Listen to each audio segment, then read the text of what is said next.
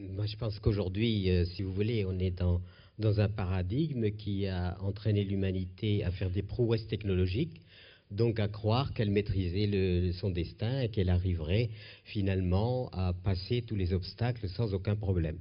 Disons, le grand paradigme dominant aujourd'hui, c'est quand même un homme démiurge, c'est-à-dire un homme qui veut saisir son destin et donc le gérer selon... et on est passé, disons, de cette idée primitive qui était j'appartiens au monde m'appartient.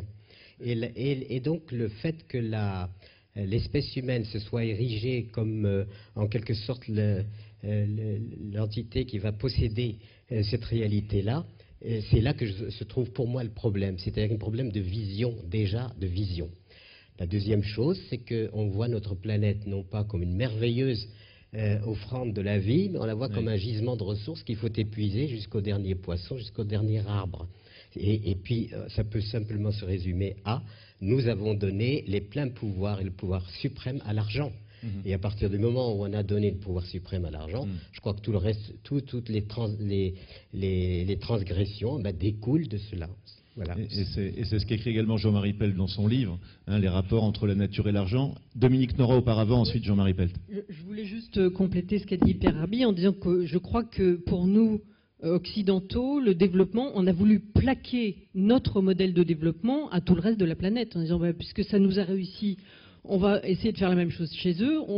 Justement, on n'a peut-être pas compris à quel point ils avaient encore besoin de l'agriculture, il fallait tout de suite qu'ils se développent dans l'industrie et dans les services, donc on les a privés de leur base agricole, et donc on a tendance à leur plaquer à la fois nos outils de mesure de qu'est-ce que c'est que la croissance et le progrès, et puis une forme de modèle de développement et de progrès qui n'est pas du tout adapté à tout le monde.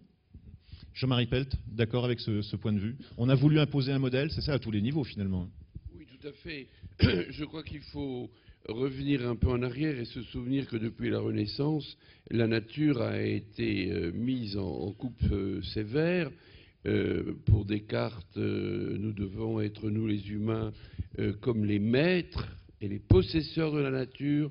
Ensuite, à l'époque de Darwin, la nature devient la loi de la jungle, donc quelque chose d'intrinsèquement mauvais, et nous devons par conséquent la mettre au pas.